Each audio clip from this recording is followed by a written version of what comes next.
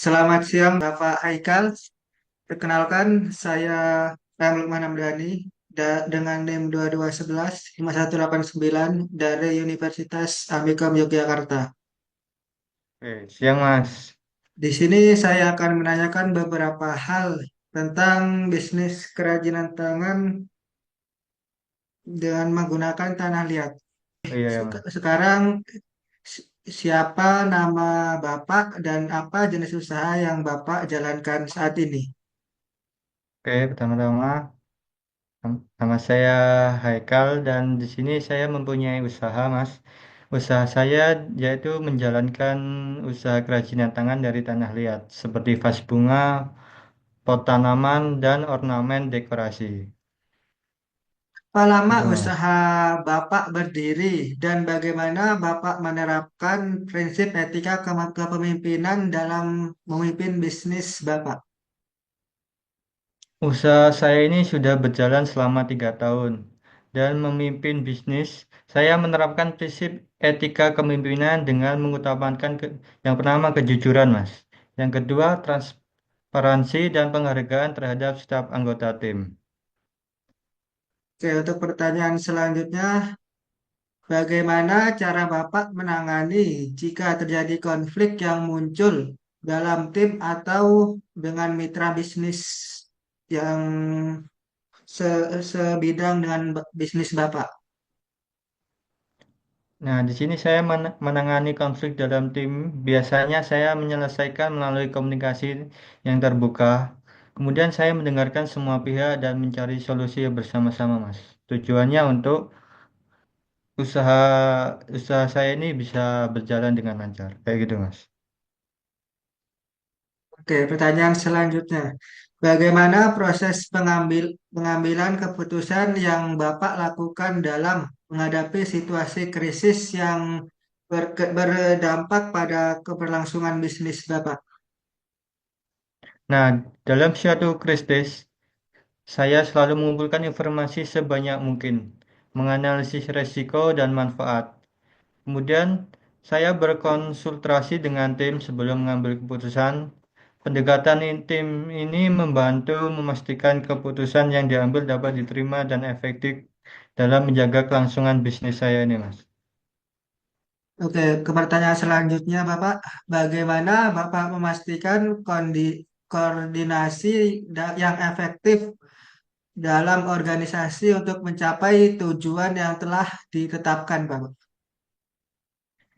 Yang pertama, saya itu memastikan koordinasi efektif melalui rapat rutin setiap minggunya, kemudian membagi tugas yang jelas, dan penggunaan teknologi seperti aplikasi manajemen proyek, komunikasi yang terbuka juga menjadi kunci agar semua anggota tim memahami visi dan tujuan bisnis.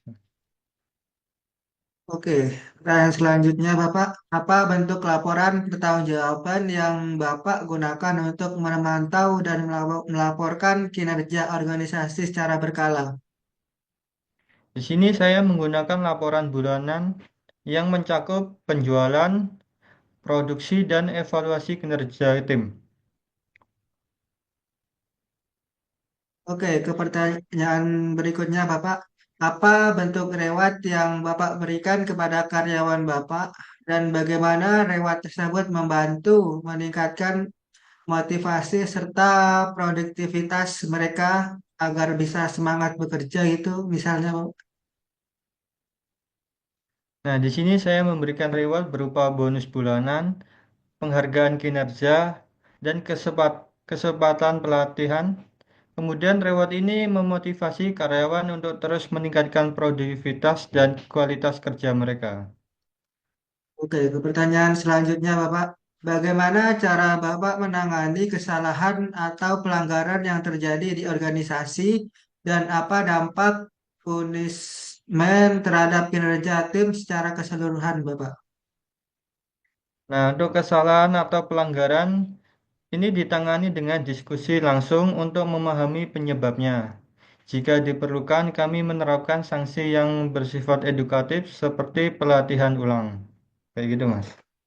Oke, ke pertanyaan selanjutnya Bapak, Bagaimana Bapak menciptakan visi dan misi yang mampu menginspirasi tim untuk bekerja sama mencapai tujuan bisnis yang Bapak jalankan saat ini? Jadi, visi dan misi saya adalah menjadikan produk kerajinan tanah liat sebagai simbol keindahan yang berkelanjutan. Saya menyampaikan visi ini dalam setiap pertemuan tim sehingga mereka merasa memiliki tujuan bersama dalam pekerjaan mereka.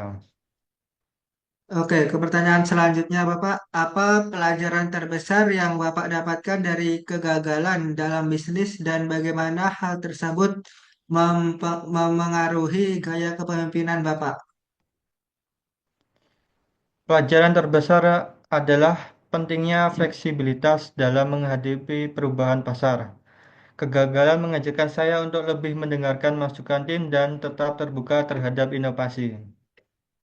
Oke, ke pertanyaan terakhir Bapak, apa saran Bapak untuk mahasiswa yang ingin memulai bisnis, khususnya dalam mengembangkan spiritual quotient dan membangun kepemimpinan yang berkelanjutan Bapak?